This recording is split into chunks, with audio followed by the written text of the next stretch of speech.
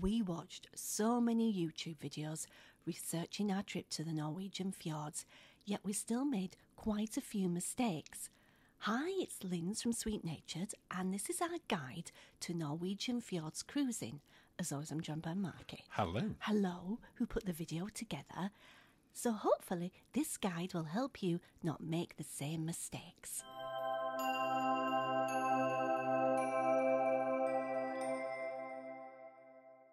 Well, as you said in the introduction, Linz, this is our Norwegian Fjords cruising guide. Yes. And we're going to try and help people avoid making a couple of mistakes that we made on our last cruise.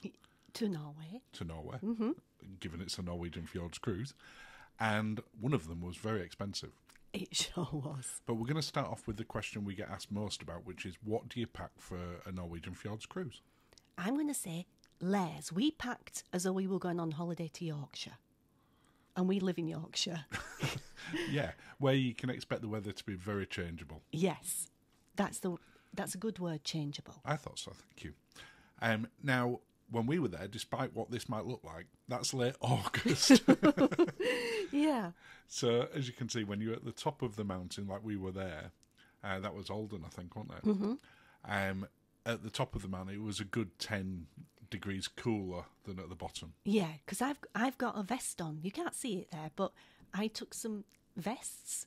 I've got a sundress on. You have, and that's probably the thing that people struggle most with, I think, for a Norwegian Fjords cruise compared to, say, going to the Caribbean or Med in summer. Yeah. That some of the days, like you'll see people in here, you're in shorts and T-shirts. Yes. And we were ourselves. Other days, you're wrapped up like it's coming up to the middle of winter. And I would only take one pair of shorts because I took too many pairs of shorts, I feel. I should have taken short trousers or culottes instead. Yeah, absolutely. Just something that sort of gives you a little bit more coverage. Yes. If the weather's changed. Well, like as you can see at the top of there, much colder. Yes. And I think, going back to your original answer, it is layers. Yeah. Just make sure whatever you've got, you can take it down to a T-shirt if you want, or you can wrap up like it's winter. Yeah, and that's it. You just be prepared to take things off and on. Absolutely. Next up, what type of cabin to get? Oh. Now, we like a balcony cabin. And we do. You know, you like to be able to sit outside, have a cup of tea. Yeah. But there are advantages to taking, such as an inside cabin or an ocean view normally. Yeah. Certainly around cost. Yes. However, in my opinion, if you go into the fjords, you're going there for the scenery as much as anything. Yeah. And if you can't see it, it's a big chunk of it. Yeah, you can go on the top deck and stuff, but you don't necessarily want to do that at 5 o'clock in the morning when you're cruising in. No, that's it. And sorry, Dan. Sorry, it's all right.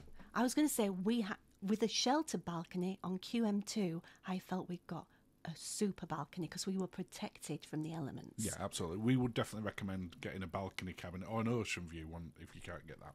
Yeah. Next up, which cruise line is best? Oh, my goodness. Now, there's not really a right answer to this. Okay. Because you've got every type of cruise line that goes there, from the really sort of bigger ships, such as Iona, through to sort of the more mid-sized ships like the Cunard range. Yeah. Down to the small boutique luxury ones. Yes. What you do need to take into account is that a lot of the bigger ships can't get into some of the ports that you might want to go to. Yeah. And you might find that you end up going into a different port and have to get an excursion over to somewhere that you might want to go. Or you're on a bouncy tender.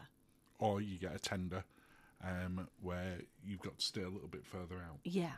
So for me, it's not as much about the ship, albeit it is, because you might want something with a lot of entertainment or whatever. You tend to find that people are wanting to get off the cruise lines more when you go into Norway, when you get to a port. Yes. Than you might do in certain places in the Med, for instance. That's true, because everything seems a little bit more accessible because they pull quite in. Yeah. Which brings us on to, does the itinerary matter? I never got to Flam. No, not yet. We'll work on it. Yes. And the itinerary does matter, I think, when you go into Norway, especially if you're wanting to go somewhere, such as Flam, to make sure that your ship goes there. We did mention earlier that the ships, if they are some of the larger ones, can't get into those smaller ports and into the smaller fjords, just down to a size part. the differences that you get from the bigger ports, which can be a little bit more commercial, compared to somewhere like Alden, Loved Alden. is vast. Yes. You know, that's what a lot of people think of, that In the sort of view fjords. there, Yeah. when you're in the fjords, whereas others can be sort of more towny, like Stavanger. Now, when we went here, it was a Sunday, so we made the mistake that we should have booked an excursion because we were there on a Sunday. Yeah, this was one of the sort of mistakes that we definitely made. We like to just, when we're going somewhere for the first time, if we can, just get off and explore. Yeah. When we got to Stavanger, it was pretty much shut. So if you're setting off on a Friday and the transfer day up in the North Sea will be the Saturday, wherever you go on the Sunday might not be open, so you might want to look at the excursions there. Yeah, absolutely. And I think it's one where you need to study that itinerary a little bit more. Yes. Because if you're wanting to go somewhere that you've been desperate to go to for a long time and you're going to get there on a Sunday, Yeah. you might find a lot of it is closed. Now that was Alisund we just showed there. We made the mistake there because we were under the impression that if you got all those up those steps to that cafe, All 400 and something of them. oh my goodness, that was going to be the best cinnamon bun and the best drink. It was like a service station. Yeah, it wasn't great work. No. Yeah, it were fantastic getting up the stairs, Oh. but don't go up the stairs just to get these amazing cinnamon buns. Have you Not put it worth out of your head? It was traumatising. So prepare yourself for that. And then the thing that we made the biggest mistake on Yeah. is when we're talking about, is Norway expensive? Oh my goodness, it makes London look cheap. It does. And if you're going on, for instance, the Skylift, Yeah. that was, what, £100 for the two of us to do I that? thought it was 120. Yeah, either way, very, very expensive. If you go get some food at a restaurant or a cafe when you're in somewhere like Bergen, Yeah. very, very expensive. You just want to get a pint of beer.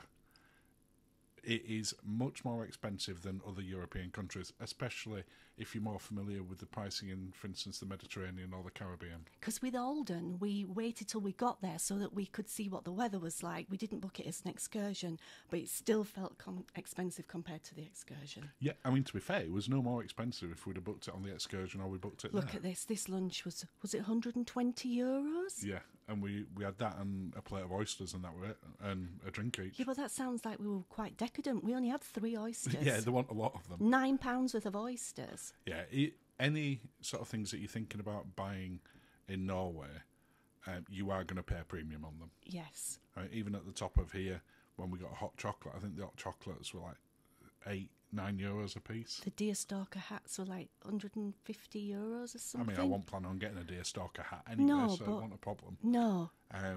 But we're definitely more used to the pricing in sort of the Mediterranean or the Caribbean compared to Norway. So we massively underestimated how much we would spend in each we port. certainly did. And you do need to be absolutely aware of that. I'd get back on the ship for lunch. And that brings us to the end of the guidelines. Well, thank you, darling. Thank you for watching.